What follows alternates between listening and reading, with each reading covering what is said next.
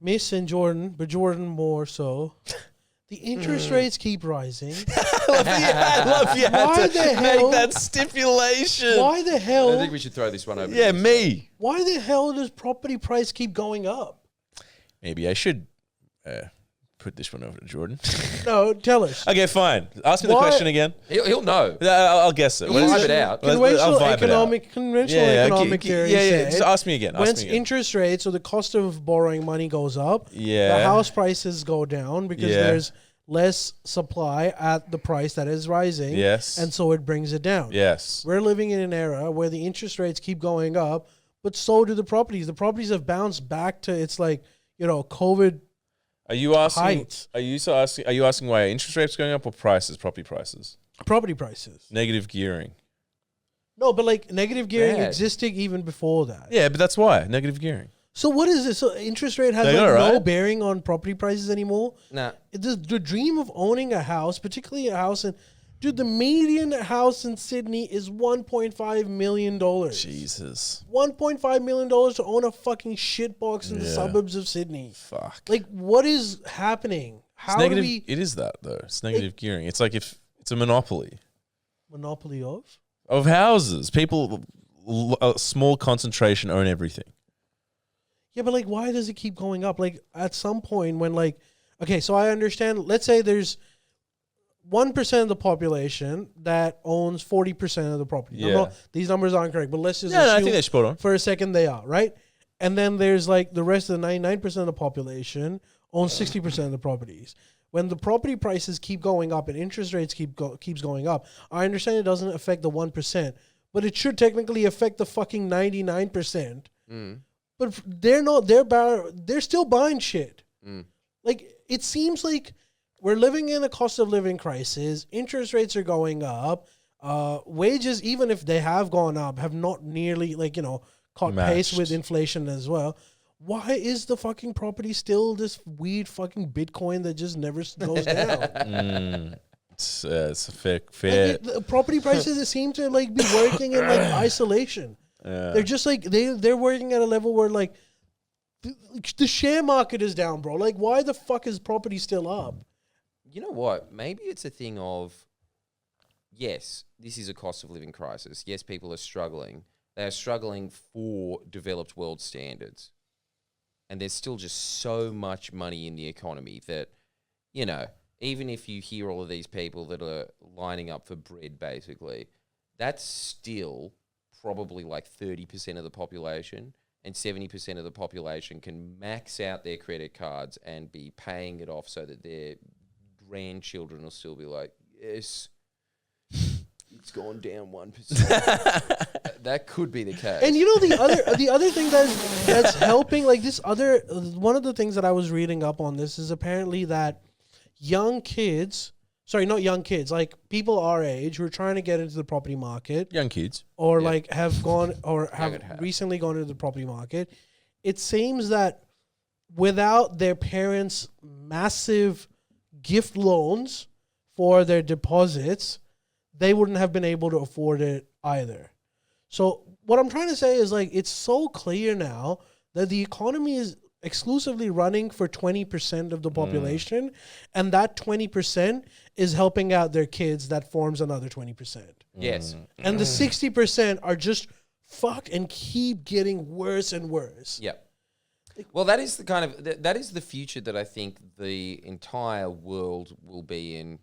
Sorry, let me rephrase that. The entire Western world will be in, where we will probably go back to some sort of feudal-esque system where there is just a upper class that own everything. Except instead of it being 20 families, it'll be like 200,000. Yeah, 200,000. Don't you reckon that that's the future of Australia, where there will be an upper middle class that will have what used to be a lower middle class, working class lifestyle, and that they'll have those houses? Like, I was thinking about this the other day.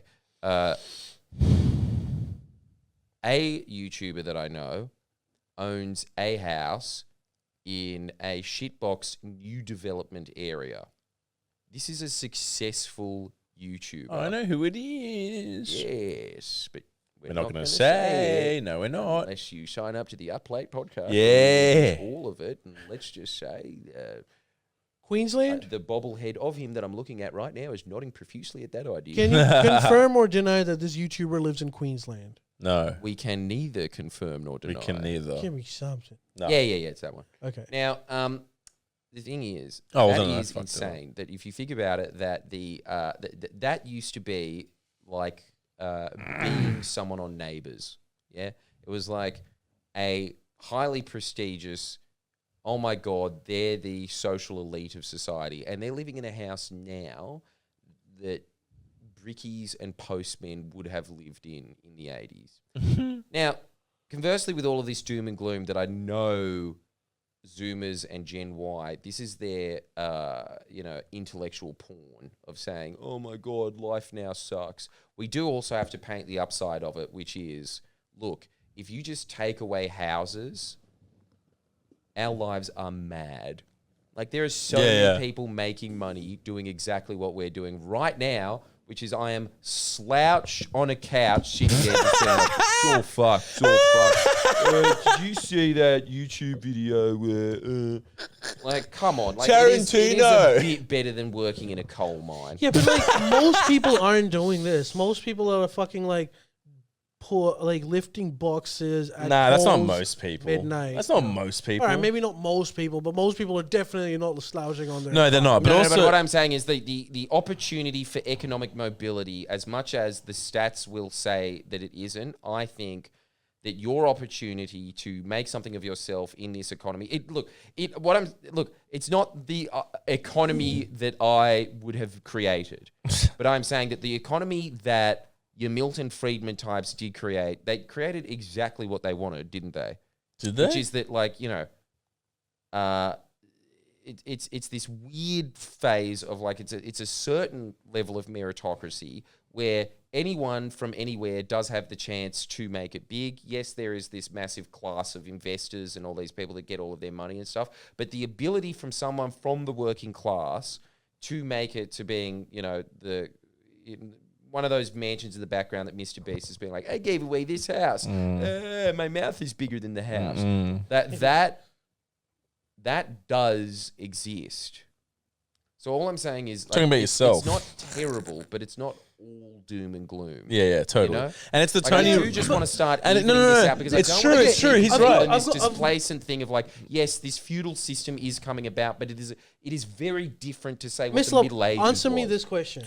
Shoot. Answer this question. Shoot, sport. Do you think housing is a human right or it's a privilege that can be gained through enterprise or whatever? Look, I think... Damn, the heavy questions. I think it's probably a human right. Do you think, Jordan, it's a human right? I just don't know what, like, that is such Do you an think abstract question, isn't it? Like, what is a human right? This is the question. Do you think that the poorest person in Australia, a citizen of Australia, the poorest person in Australia, deserves to have a roof over their head? Well, did they make a YouTube channel? Of course they do. Yeah. They do. Yeah, Of course yeah. they do. You should be able to have access to that. Absolutely. Definitely. The question though is always when it comes to these things is like it's a lot easier said than done. And we're not even talking about the economics behind it as well. Like there's a lot that goes into those kinds of things. But it's like, you know why? It's a hard thing to say. Everyone. I agree. People who are just mentally insane can't get their shit together at all. No. Like, they should have a house. Some people want to live in the street. Practically having it. Some people want to live Mislav. in the street. I agree that it's easier. He likes it there. And I'm not even joking, he does. I agree that He it's... finds a house a burden. I agree that it's easier said than done. And I also understand that if you were made the prime minister tomorrow, you probably couldn't do much to fix it either. Having said that, the reason why it's incredibly hard and it would be impossible for you to even do it now is because the economy is held hostage by that 20%. Yes. It's only working in their favor. And the Yes. reason why it's hard is because if you go against that 20%, you're fucking losing your job. So you're not going to be able to do anything. Why? Yes. What do you mean? What do you mean you're losing a job? Well, because they're the ones that run They're the the job. ones that have elected him. They're the yeah. ones that have supported him. So whatever it might be, I'm just saying that, like, there's a systematic issue over here. And, like, we can keep passing the buck on that, like, you know, It's not that easy, and we can give examples of Bill Shorten, who was like the martyr in this cause. But at the end of the day, we should still keep advocating to break the shackles. Totally agree. I totally agree. Yeah, It is insane. we can advocate it all we like, but I'm just saying that I don't know. I am getting very doomer about this point. I do genuinely think we're screaming into the wind. I don't think that it helps. I think that it's kind of the more interesting question now is kind of like, what is the map of the world? And what can you do in that map? Because think about this, Ali. This is crazy. I just had this thought in the bath because Rick and Morty stopped and my brain was just like, oh no, there's no stimulation anymore.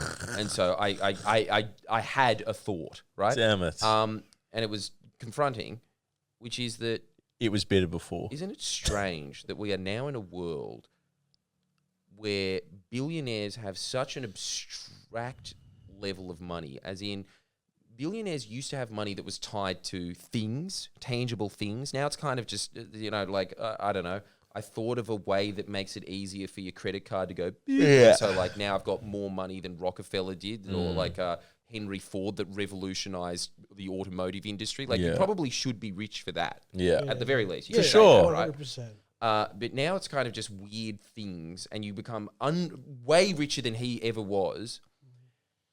And so now they have this weird amount of money where, and I'm not one of these people that's constantly dumping on Elon Musk, because I do think that he has done at least something. Like he has made green car technology, and then everyone goes, it wasn't him, it was the workers and shit like that. And it's like, dude, you just don't understand. Like, yes, I get the whole, the economy is through production and all this kind of stuff, but there's still...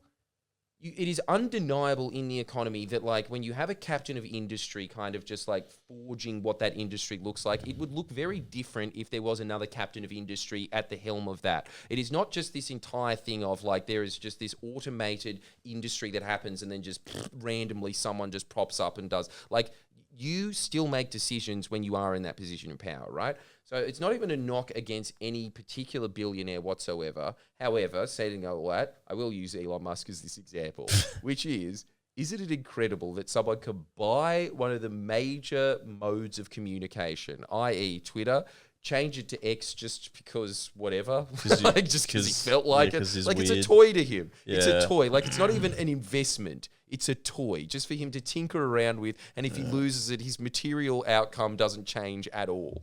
Yeah, that is how is he going to survive when you are on in only that 100 billion? realm, and it's not even him that's to blame for it or anyone really. This is where I will be like, it's the system. But this is what I'm saying. It's like, I think that the system now is so dominant that what else is it going to produce other than that 20% of like a ruling elite? You know what I think? I think this whole housing issue, it's not going to sound pretty to people watching, but I honestly think it's headed towards that extreme renter society where all the houses would be owned by fucking 1 to 2% of the population that are just renting out the entire fucking, all of them. And most of the population is going to be renting it. Yes. Yeah. I would change that back to the 20% though, instead of the 2%. I think that the futuristic, like 100 years from now, the 20% is also going to lose it. They're going to be bought out by the 1%. Maybe. And the 20%, I'm not saying, by the way, that everyone's going to be like homeless. Everyone's going to have a house. It'll just be a different form. We won't have those like, this is my fucking block of land anymore. Yes. Which gets to my point, which is more the idea that maybe we should be thinking of ways to generate wealth that like it's just like it's the ways to generate wealth now are it's easier to come up with these ideas and implement them because of the internet, but it's not going to be that forward path that boomers had. Like that's just dead and gone, and let's just be honest about it, it's not coming back. It's the same thing as just saying like we should get rid of trade deals. It's like go for it. Right. Go do that. Let's see what happens. Yeah. It's just not going to. You do like this one thing, I think it's going to completely change the entire fucking system. You try, right now, the incentive for anyone in their like late 20s, early 30s, 40s to get rich is to like buy as much property as possible, right? If you somehow incentivize them, instead of buying property in this dead fucking asset that does nothing for anyone, you have to like put your money into businesses that produce value. If we can like switch this incentivization to the point where like as a somewhat young person, I shouldn't be thinking of fuck I need to buy a property. I should be thinking of fuck I need to start a business that can raise some kind of value where I can sell the goods. That's and that's how I get rich. Exactly. And then I can use that money to buy a house for me to live in. Maybe a mansion if I'm like rich. Yeah. But like, or you could just write that off entirely and rent. Yeah, it is irrelevant because you've got money anyways. It doesn't even matter if you own property at that point. Yes. But like we need to like go back to fucking reindustrializing Australia. That's one thing that Absolutely. America has over Australia. I mean, what you're saying is a capitalist idea, and America's, housing in America in like the big cities is obviously completely blown out and expensive. But like, you can still buy a good house in most of America for like $200K. So like they have that there. That's one thing they do have on us. Yes. For some reason here, housing became like a That's the whole commodity. thing. Yes. I think that the incentives are too deeply ingrained and no one wants to get rid of them. So I don't see a path forward for it. It would be good if that happened. But here's the other thing as well, Ali. It's like what I was saying before. It's like there is a certain class of person now that has so much money that they literally do not know what to do with it. And so they are sitting there and being like, yeah, I do invest in heaps of businesses. That's one section of my portfolio. I would do the same. Dude, I was like talking to my father-in-law about this, and he was saying like, like every boomer says, you've got to get on the property bandwagon, you've got to get some properties. And I was like, I'm trying to keep some money to like invest into my own business. 40 years ago, someone hearing that, and if they have some belief that your business might work, would be like, that's a really good idea. That way you don't buy one house, you'll buy 10 if your business does well. But like, traditional boomers' answer to that is you're stupid. Don't do that. Just buy property. Don't like add value to society. Don't try to build something. Yeah. Buy a fucking property. I mean, my dad says it use, too. like, My dad says the same thing. My dad's just like, you need to get a property. They were trained into thinking that. Yeah. And so I think that's honestly the way forward, Ali, is just if the best thing that you could possibly do is to try and train people into this thought of like, just don't, like, this is not a reality for you. This is sort of like, I don't know, just think of it like going on the moon, starting a record business or something. Record label. label. It's The chances not are gonna against happen. you, It's not going to yeah. happen, right? Like you need a new way of thinking about things, which is that. And Also on top of that, don't you think it is, just as you were hinting then, it's just better for society if people just, especially like well-minded people, come up with businesses that serve the community somehow. Yeah. Well, and also like Jordan, you make fun of like us and yourself, like just lying on that couch, but like you're doing a lot more by lying on that couch than any random fucking crypto guy is by buying houses. You've got like, first of all, we're in a studio. This is a workplace. We pay electricity. We pay rent on this. We actually add value. You've hired, I don't know how many staff is, like 10 people, whatever it might be. These people are living or like have wages because of some value that we're creating. It might be entertainment. It's not tangible, but it is still so much better than someone buying a fucking house. And we live in a society where you're the dumb person who's slouching on the couch and someone that's buying fucking new developments is the smart person. It's like, true. What are you doing? One That's so person is true. like way better for society than the other one. And I'm not even talking about your advocacy for, like workers' rights and shit. That has its own tangible value that we're not even taking into account. That's a good point. People in Australia, if you say I have a podcast that employs people and we try to educate people on political matters and all that kind of stuff, and then there's another person that's like, I own 2 properties on a mortgage and I have some bullshit job, they'd be like, the mortgage one is the winner, the other one's a loser. That's what would, seriously. And don't you think that you do see a lot of normies just buying a property investment and then just mortgaging themselves up to the eyeballs to keep it? And that whole time I always think of something like Ali, where it's like, dude, just start an energy drink business with the same amount of money. I mean, it's riskier than it's riskier than Here's the housing. question, though, is it? Yeah, it is. But that's not the point. You should still do it. If everyone did it, I still agree that it has to be a shift in, it's like houses aren't monopoly houses, but like, yeah, business is riskier. Yeah. Yeah, No, but- that's true. I'm not saying but, it's- but also, But there has to be risk. go. That's the point. There has to be risk. My problem isn't that it's risky. I think like in order to like you can't like prop up businesses if they're failing. You want bad businesses to go under and you want good businesses to do well. I don't think the risk is the problem. The problem is that the repercussions of those risks going bad are extremely bad in Australia. Where like if you go bankrupt, I think don't quote me on this, but I think you can't do any business for like 4 or 5 years. Yeah, Yeah. I think so. So like what kind of a fucking incentive is that for someone? Failing is part of business. Yeah. Exactly. Like you can't ever Also, you're fucking penalized in this country for starting a small business. The amount of red tape. It is it is insane. Yeah, I'm sorry, but it's actually true.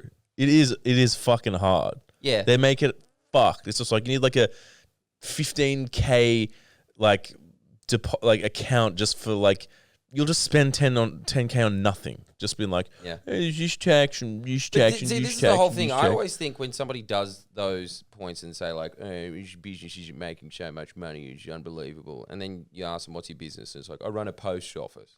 Yeah, that's not a Yeah. great business. It's not a great business. The mode of communication that was all the rage in the Victorian Yeah, era. it's a bad example. Yeah, it's not. I think there's just a lot of people. If Don't they have do good business start a ideas. business, they don't start a business with the thought in mind of like what do people actually need and want. Mm. They kind of just start a business and just assume that people will just give them money. Nah, Yeah, dude. true. Restaurants have a lot. But of like red here's tape the thing, too. like I But bet that's you another that, thing. that Like, one dude, person. like restaurants are very oversaturated. Yeah, that's market. true. Yeah, That's true. restaurants That's true. are That's true. extremely That's a good oversaturated point. as well. But I'm just saying, like, it's okay to buy a post office and realize, fuck, this was not the right decision. And you shouldn't Because be your like, next decision will actually be better because you've learned from that experience. exactly. So you want to incentivize people to move on from their failure and keep trying. Yeah, Yes, you do. yeah. And like That's another societal problem at large. It's like, ooh, if you're a failure, you failed. You can't fail. And it's like, we should be encouraging failure. God damn it. How else do you do anything in life unless you fail? It's true. You gotta fail and keep failing and keep failing. And then like eventually you get to do something good. But no one wants to see that. No one wants to see the failures. You just want to see the nice result, don't you? You're all pathetic. Not our audience specifically, just the society at large. Yeah. We have some money for the Uplay page. it is. Sign up. For No, that. but honestly, it is annoying. It is. It's It's annoying. It's people get discouraged when they fail, and it's like, and I think I definitely do too. But you have to teach yourself that it's like, nah, man, that ain't it. Just keep failing. Who cares? You have to do it.